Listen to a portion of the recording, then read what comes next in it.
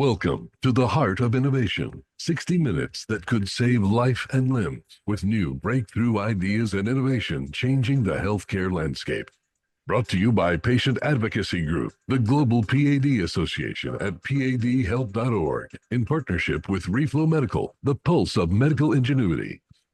Here are your hosts for the Heart of Innovation, Emmy Award-winning journalist and founder of the Global P.A.D. Association, Kim McNicholas, and interventional cardiologist and founder of Save My Piggies Health and Wellness, Dr. John Phillips. Hi, everyone, and welcome to our special episode of the Heart of Innovation. As we commemorate Breast Cancer Awareness Month, we are honored to have with us Sheehan Raab, a remarkable individual whose story embodies both the triumphs and challenges faced by medical professionals who suddenly become patients themselves. Sheehan is a registered technologist and cardiac invasive specialist with over 2 decades of experience in radiologic technology, interventional cardiology, and interventional radiology. Her journey from a passionate radiologist to a breast cancer survivor offers a unique perspective on the hidden risks faced by those working in fluoroscopy, particularly in cath labs and interventional radiology. Although her cancer has not been proven to be directly related to her work, her story has raised a few eyebrows and awareness of the personal sacrifices made by medical professionals and sheds light on the critical need to improve safety measures for physicians, clinicians, and technicians who work in cath labs and under fluoroscopy. It's really important. Her story is so fast, though, and so compelling that we have to divide it into two episodes here on the Heart of Innovation. This is the first episode where we are going to focus on the risks of her job and her journey to diagnosis. In episode 2, we are going to discuss her treatment and insights going from a clinician to a patient and some of the alarming gaps in care that she uncovered along her journey. But before we bring in Sheehan Raab, let's welcome my co-host, Dr. John Phillips. Hello, John. Happy Saturday, Kimberly and team. Looking forward to talking to Sheehan because this topic it touches home, honestly. And one of the things that we do as proceduralists who work in cath labs, we are exposed to radiation, and that's an occupational hazard. And not only the radiation is an occupational hazard, but also wearing lead is an occupational hazard because there's an increased risk of orthopedic injuries, damage to the C-spine and back and things because we're wearing lead to protect us. So this is a topic that is near and dear to my heart. I do everything I can to reduce my radiation exposure, not only for myself, but for my team, because she's a rad tech, right? So she is kind of like the right-hand person next to us during these procedures. And we work literally hand in hand and side by side, and it's a group effort to kind of get these procedures done. So I'm interested to hear her story, but make no mistake, in my opinion, there's increased risk of cancers, left-sided cancers, particularly because we're standing this, at the X-ray is to the left of us, the fluoroscopy is to the left of us. So we have to do everything in our power to reduce our X-ray exposure. And there's interesting, so talk about the heart of innovation. There's companies out there that are bringing devices to the market that can help shield us, but nothing's perfect. And unfortunately, again, it is an occupational hazard. So really looking forward to hearing her story. She, just reading the notes, obviously very inspirational. She perseveres. And kind of a triumph. So I'm really stoked. Yeah, it's interesting that you bring it up. And I really wanted to do this because I wanted patients to really understand. I know it's really easy to criticize those doctors that argue for their own limitations and say, hey, you know what? I'm going to spend 45 minutes trying to save your leg. If I can't save it, then I'm sending you for amputation. And, but then you have doctors like you that are sitting there under fluoroscopy for literally 3 to 4 hours trying to save a leg and putting your life at risk for the sake of saving someone else's life and their limb. And I understand those doctors that don't want to do it. Those doctors that don't want to do it, they got to just give up the patient instead of giving up on the patient and give it to those who are willing to put their lives on the line, which you shouldn't have to really put your life and limb on the line for these patients, but you it shows your heart. You really do. And Sheehan did as well. And I was in there in all of these cases, thousands of hours of cases across the globe, where even in some cases they didn't have very good protections in some of these small communities in other countries, and that was a little disconcerting. I'm even, facing, you mentioned orthopedic issues. I woke up today where I can't move. I'm barely moving with my back, and that's a small issue compared to cancer. But it's definitely one of those things that I know 100% was caused by wearing wet lead and a video camera in my arms and standing there for so many hours upon hours, watching these cases, observing these cases. But Yeah, does that I ever mean, go it's through your mind? oh yeah. Um, I mean, this week I was doing a procedure where, I mean, like, you're limited, and I know we only have 2 minutes to break, but basically, we call it, I'm almost straddling the image intensifier, because the beam of radiation comes up from below, and then it gets processed above the patient. And I was getting access at the ankle, and there's really not much you can do. And you think to yourself, like, geez, okay. I mean, it's a little bit of time that you're exposed there, but it's cumulative. And I'll be honest, I mean, if they came out with definitive data that said I have an X percentage increased risk of getting cancer by doing this, I'd probably hang it up, to be honest with you, unless they created an environment where I was free from radiation exposure. So it's a big deal. It really is. And like Scatter, that PBS special yeah. about the radiation exposure, it kind of sheds a light on it, and it's a little bit scary, frankly. Yeah, and I think that anyone who wants to learn more about this, it is a brilliant documentary put together by an amazing team of individual filmmakers and doctors, and it is called Scattered, and you can look it up online. They do have a website, which maybe our YouTube producer Joshua can actually drop it into the YouTube as well as into our Zoom chat. If he can find it for us, that would be great. But you know what? We got to get to break, and then we got to get to Sheehan Lee Raab's story in just a moment. So please stay with us. Your type of condition is called critical limb ischemia. It's the most advanced form of P.A.D. or peripheral arterial disease. Every 4 minutes, there is an amputation in this country due to P.A.D. and diabetes. We also know that 85% of these amputations are preventable with early intervention. It's a flip of the coin. Patient prognosis is tied to whether or not they are referred to a true expert in the management of peripheral arterial disease. Do you know if your physician is an experienced CLI operator? When you're in the hospital dealing with doctors and stuff, you figure they know what they're talking about. The skill level varies doctor from doctor and hospital to hospital. Patients with limb threat are in constant fear. The depression that someone experiences after they lose a limb is equivalent to those of losing their spouse of 40 years. I was stuck in a wheelchair close to 2 years and my husband had to quit work. I didn't know what to do at this point because we had had nothing but infections and hospital stays and infections and hospital stays. And they took one toe, another toe, and then it was another toe, and then half his foot before he was even diagnosed with PAD. And all I heard was, "What are we doing here? Just cut it off."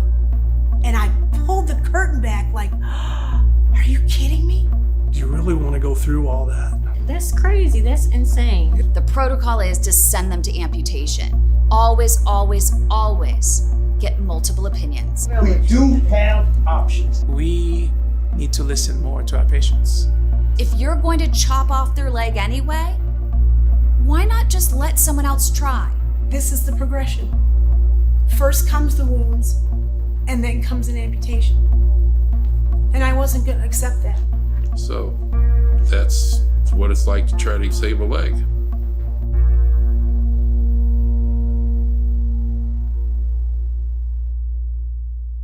Welcome back to the Heart of Innovation. For more on today's topic, go to theheartofinnovation.org. That's theheartofinnovation.org. Once again, here's Emmy Award-winning journalist Kim McNicholas and interventional cardiologist Dr. John Phillips. Dr. John Phillips, spectacular vascular moment of inspiration. I really kind of wanted to find something that was inspirational, about perseverance and never giving up, because I think that's going to dovetail nicely into Sheehan's story. And so I found a quote from Confucius. It's pretty short, but he's stated as saying, "Our greatest glory is not in never falling, but in rising every time we fall." And I like that because we all have adversity in life, and the strength of who you are as a person and the ability to achieve comes from failing, because you're going to fail, but you can't avoid failure, because if you avoid failure, you're never going to get anywhere. But understanding that when you do fail, it's kind of like how you respond and get up off the mat and keep going. And I know Shan's going to tell us a story of, she's been knocked down, it sounds like, several times, but she's still fighting, and so I'm really excited to hear what she has to say. Yeah, and for those of you who are just joining us, we have Sheehan Lee Raab, and she is a breast cancer survivor and a tech who spends a lot of time, helping to save life and limb in the Cath Lab, exposed to fluoroscopy and radiation, and ended up, being at risk and becoming a patient herself, because of how much she spent in radiation exposure, to try and save other people's lives and limbs. And I could see, Sheehan, that you were nodding your head when Dr. Phillips was reading that quote from Confucius. Do you want to weigh in? Oh, absolutely. And it's funny because through this process, I started making like inspirational bags for other cancer patients. And one of them says, "Fall down 9 times, stand up 10." All right. Awesome.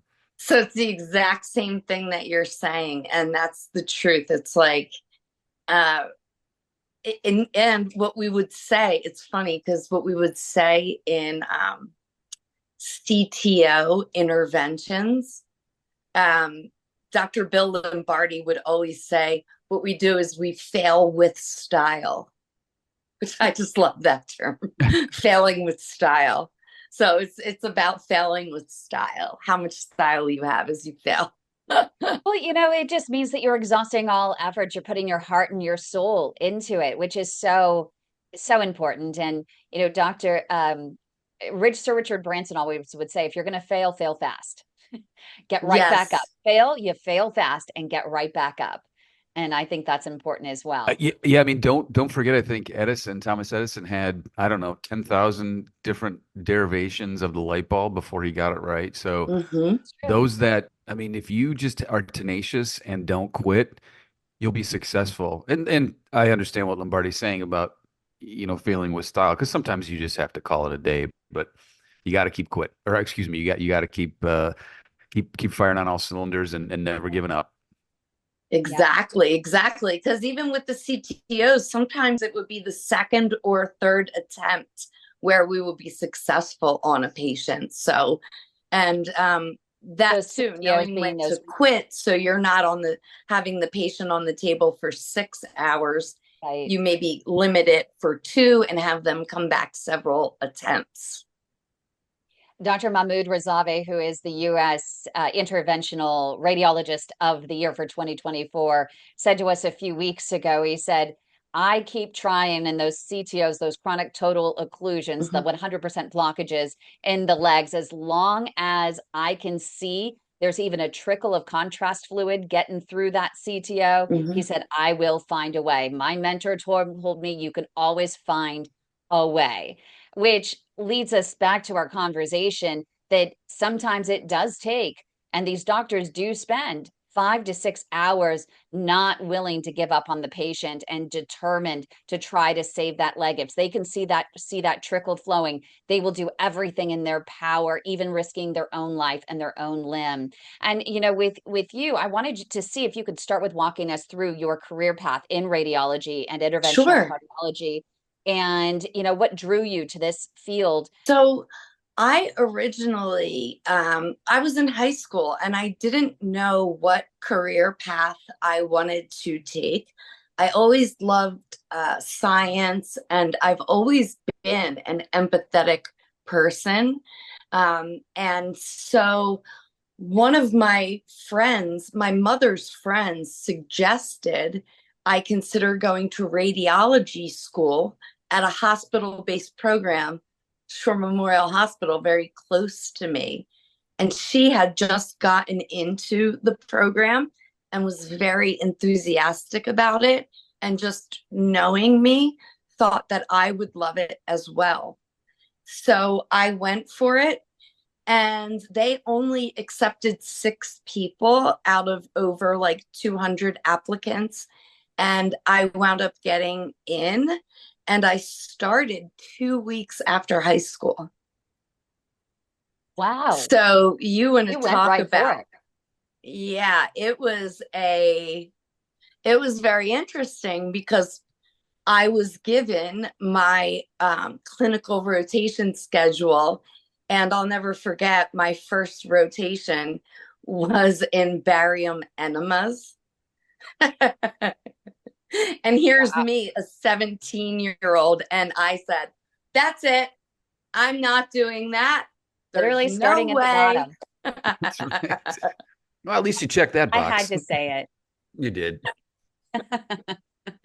So I talk about perseverance as well, and like just, you know, a wake-up call to my experience in the hospital.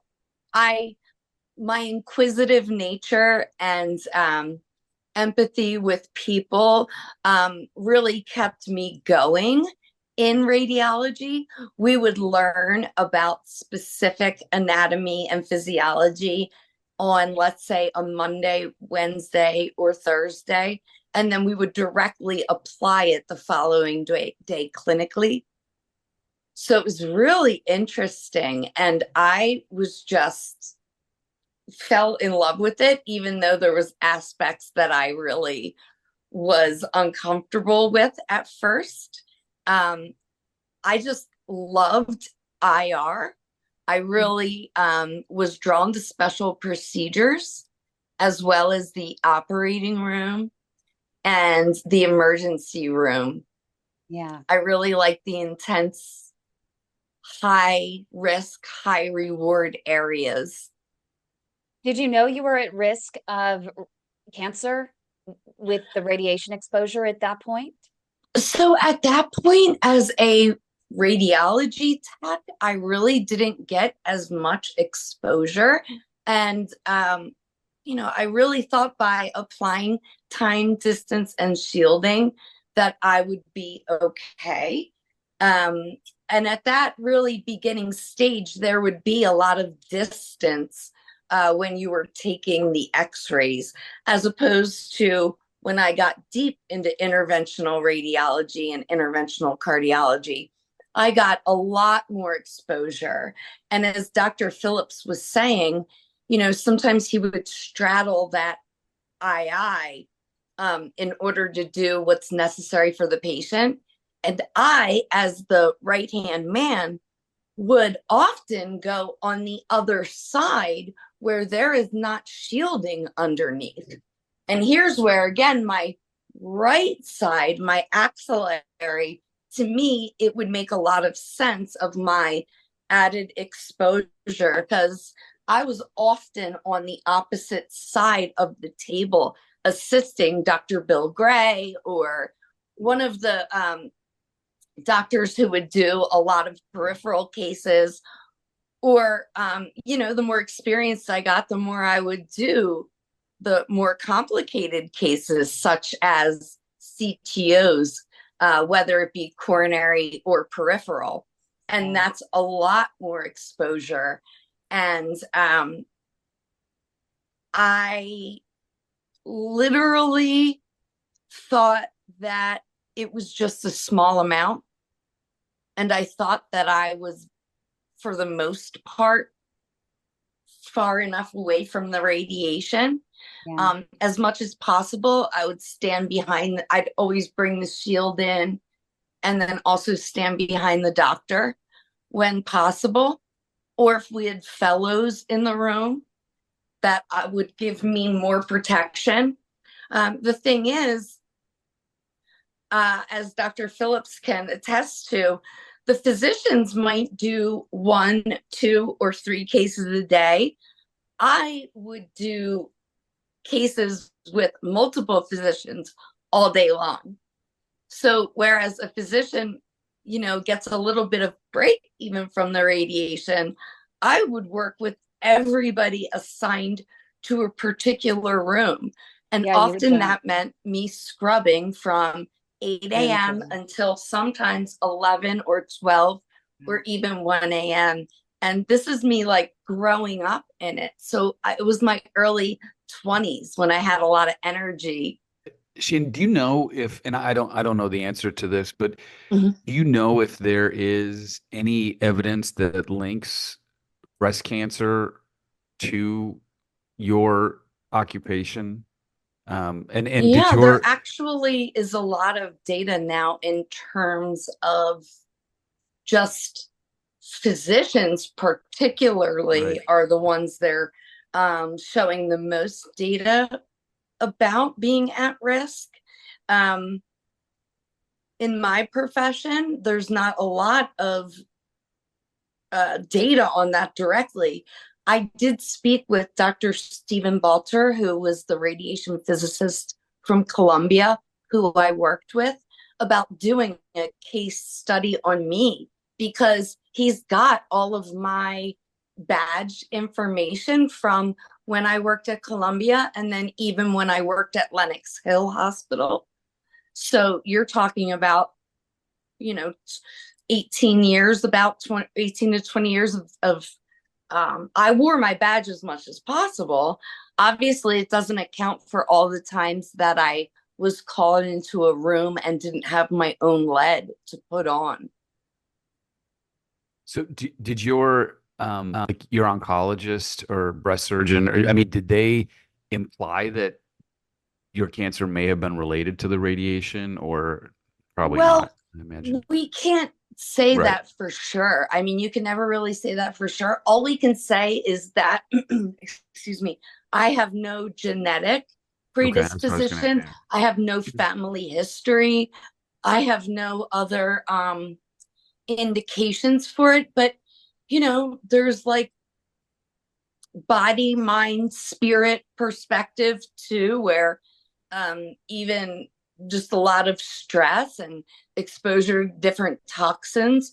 One thing that we could talk about is the fact that the European Union has banned over 3,600 chemicals in Europe that are not banned in the United States. I was shocked to find this out from my oncologist. And so a lot of things that we put on our body, like lotion, conditioner, shampoo, even hand soap, have cancer-causing chemicals in them, even in food that we have in the United States. And so that's becoming a lot more awareness around that right now. But, you can't say for sure what caused it. All I can say is I definitely protected myself to the best of my ability. Coming up right here on the Heart of Innovation, more with Sheehan Lee Raab, and we're going to find out the moment she did discover that lump in her breast. So stay with us right here on the Heart of Innovation on KDOW. Don't go away. How do you walk effectively to grow those beautiful collateral vessels, or what are known as natural bypasses, around the blocked arteries?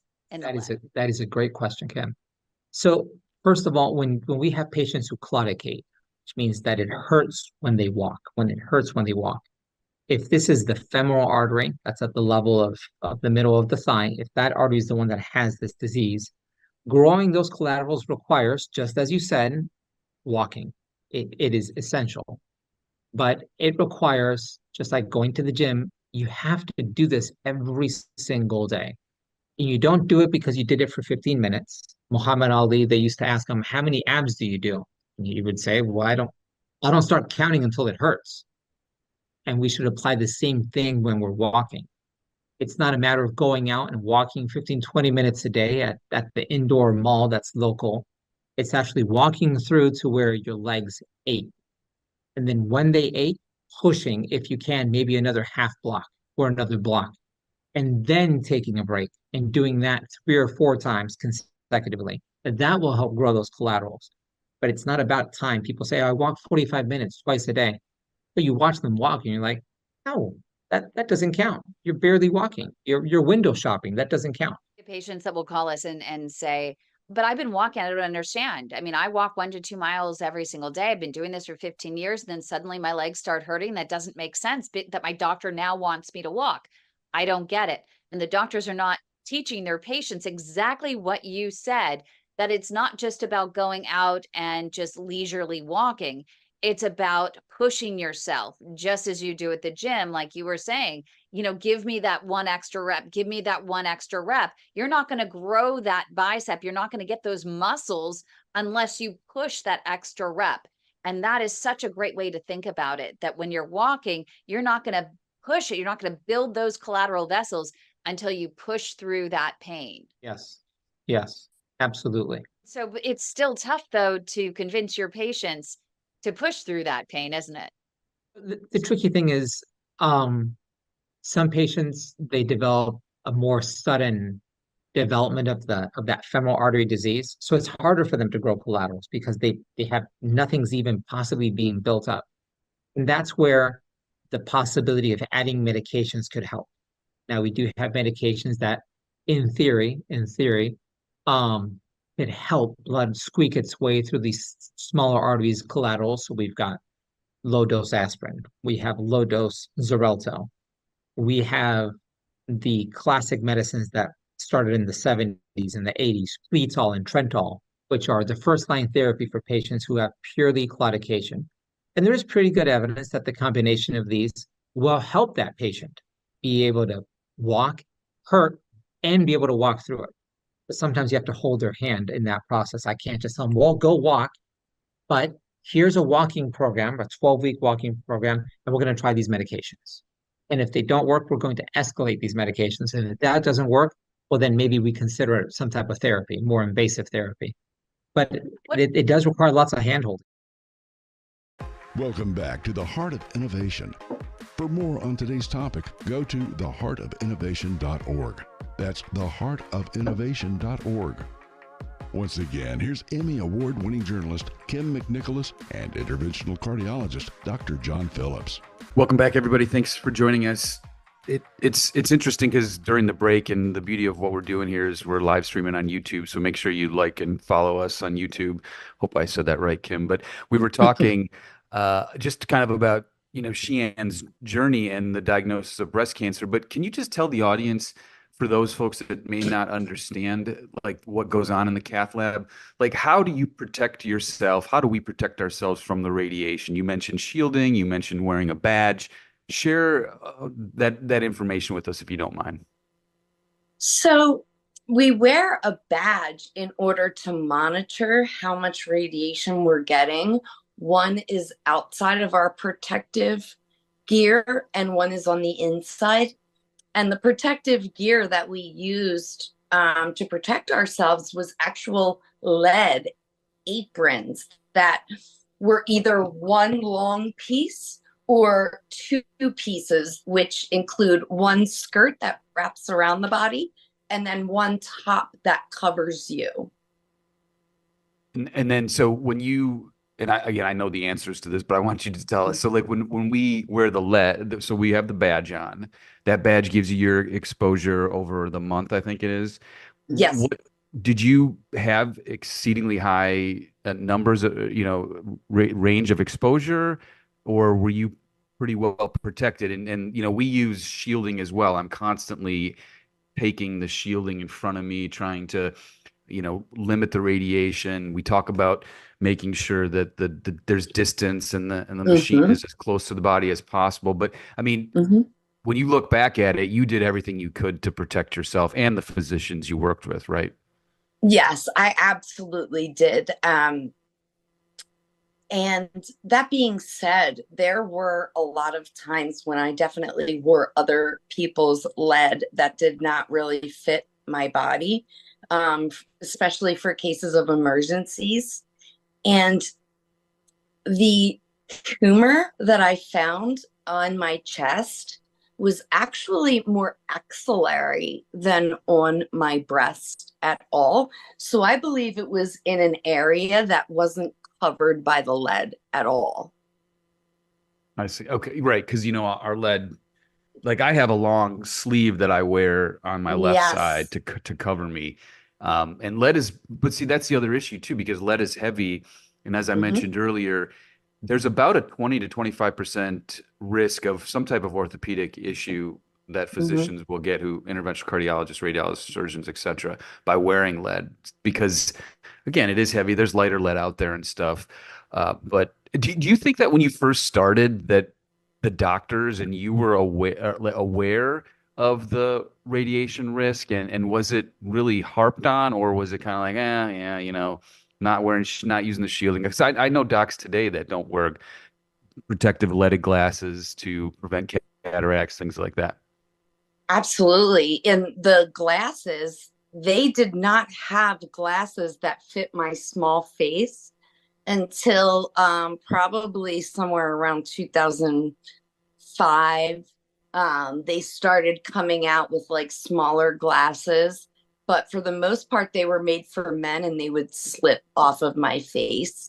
And I did not have lead that covered the sleeves on the inside, which I would definitely do different now. And it's interesting because you were saying there is lighter lead, but the compromise of that is greater radiation exposure. And I literally lived in the radiation. I scrubbed only. So I was called an angioplasty specialist, and I literally scrubbed case after case. And in the cardiac cath lab, there was much less consciousness over the radiation risks. I would constantly have to lower the II, move in the shield. To me, it felt more like the Wild Wild West, because the and you're talking about over 20 years ago. So right now there's a lot of awareness around this situation. But back then, I would come in the room and I would have to say to the doctor sometime, like, I'm in my 20s and I really need to shield. And, so as I got more bold, I would do that, move the table, move the II, move the shield, and they would be fine with that. But there definitely wasn't as much awareness as there is in interventional radiology. Coming up right here on The Heart of Innovation, we're going to have more on Sheehan Lee Raab's story. We invite you to be our guest and learn more about peripheral artery disease in the upcoming educational segment, The Pulse, where doctors talk about past experiences, procedures, and patients, right here on this broadcast. I went to one of the meetings one day, and one of the podiatrists stood up and said that the CLI fighters, we tend to open up circulation based on the angiosome, or now some people call it wound zone distribution, to help the wound heal in these patients with critical limb ischemia. And we target those vessels where the wound is. But the important thing is that, he said that, you open up one vessel, you stabilize the wound. What he meant was there are 3 tibial vessels in the leg. And you open up one that goes to the wound, you stabilize the wound. You open up the second one, the wound starts healing. And you open the third one, you make the patient walk. And that kind of really stuck to me. And every time I do these interventions, I don't stop at opening one blood vessel. I try to open all of them. And that takes time and, and dedication. And I think it's important to do that, because ultimately you want these patients to walk, to prevent these wounds coming in again and improve their overall health by walking. So, and I have seen the results of treating these patients, opening all these blood vessels. I've seen patients who come into the office with a walker or a cane or a wheelchair. And then when you intervene and you open up that pedal loop and open up all the tibial vessels, you can see the change in their life. I mean, their mood gets better. They're more happier. The leg is warmer, more strength in their leg. They're able to stand, improve their balance. And some of them have also, lost their cane and walker and wheelchair and walking. So that's a big learning in my career, that you got to go and do everything you can to normalize these patients so they can have a normal life. For more on today's topic, go to theheartofinnovation.org. That's theheartofinnovation.org. Once again, here's Emmy Award-winning journalist Kim McNicholas and interventional cardiologist Dr. John Phillips. Welcome back, everybody. Thank you for joining us. So, Sheehan, and I know this is probably going to be difficult, but if you can, take us back to the moment where you noticed something wasn't right. You felt a lump in the right axilla area, so the armpit, and the process that you got that worked up that was ultimately determined to be cancer. Sure. I was actually on vacation in Brazil in August of 2018. And I randomly put my hand on my chest right here and felt a lump that was unlike anything else I had ever felt before. And growing up, I did have these fibrocystic lumps that they did ultrasound, and they would just be cysts. So I knew what that felt like. This, however, felt completely different. It felt like gravel. It was extremely hard. And I had been losing weight for several months and wasn't sure why. And in the moment that I felt that, I knew for sure that it was cancer. However, I had to get through returning to the United States and then having a solid plan. And so I did. From Brazil, I set up an appointment so that I could get a prescription to have the mammogram ultrasounds done to get the ball rolling. As soon as I landed, I had that done. And how old were you at the time? I was 39. And because at that time, and sorry to interrupt, but just so I understand it, it's 40, right, when they recommend mammograms? It's 40 to 45. Sure. So you were under that, right? I was under that. However, my mammogram came up negative. They couldn't see the lump because I had dense breast, which is very common in younger women.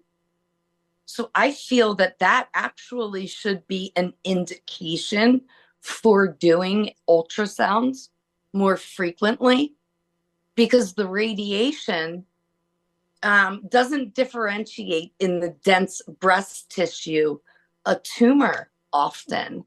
And that is what happened in my circumstance. Luckily, it was palpable and visible.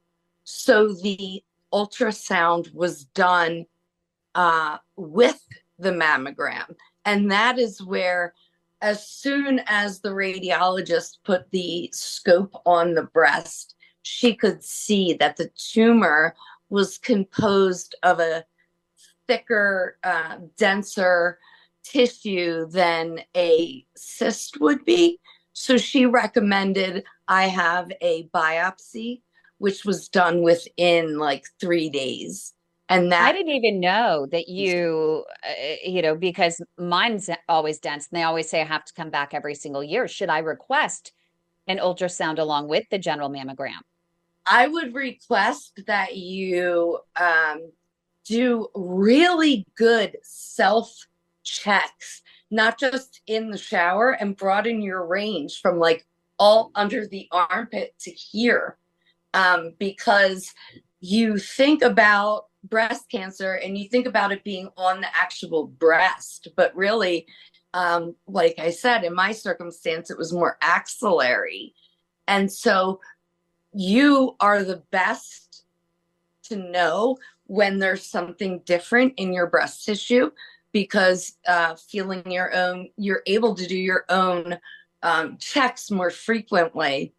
And then if you have anything suspicious lump wise that you're not comfortable with, then there's an actual targeted area to put the ultrasound. Doing, as far as I know, doing ultrasound of the entire breast is not something that is done, nor am I sure it's the answer for everyone with dense breast tissue. However, I love the fact that there's no radiation involved. So if you're going to expose a breast to radiation with a mammogram, I think one indication to doing that would be not having dense breast tissue. Otherwise, you could just be getting repeat mammograms, which actually expose the breast to radiation. Coming up right here on The Heart of Innovation, we'll have more with Sheehan L. Raab and her story. Welcome back to the Heart of Innovation. For more on today's topic, go to theheartofinnovation.org. That's theheartofinnovation.org. Once again, here's Emmy Award-winning journalist Kim McNicholas and interventional cardiologist Dr. John Phillips. So one of the cool things that we do on this show, because it's live and Kim's the boss, and she's, we're having a fantastic conversation with Sheehan, and frankly, we are just getting to her diagnosis, let alone treatment and everything else that's going on with her. So it was posed like, hey, should we have a part 2? So stay tuned, folks. Next week, we're going to do part 2 of this conversation. So with the 3 minutes that we have left, Sheehan, tell us about the diagnosis, because we'll get into treatment and yes, a clinician to now a patient. But tell us how it was formally diagnosed, the breast cancer. So it was formally diagnosed with biopsies. They did about 5 biopsies of that specific breast. And then one thing that I did that I would recommend every woman consider doing is I made an appointment with 3 different breast surgeons. So what I did with 3 different consults, I took 2 that agreed on a treatment plan, and then the 1 doctor that was closer to me that I liked better. So I would recommend multiple consults because there were different treatment plans. One doctor was just going to do a lumpectomy. The other 2 doctors recommended that I do a baseline MRI. And thanks to that baseline MRI, the surgeon who I did go with, Dr. Kristen Brill, actually was suspicious of cancer in my other breast. And she went out of her way to do a lumpectomy of that breast prior to doing a double mastectomy, and found that I had cancer in both breasts. And coming up right here on The Heart of Innovation next week, we'll have part 2, and we'll find out what happens next in Sheehan L. Raab's story. You don't want to miss her insight and the rest of her story. So I hope you can tune in again next week. An absolute teaser.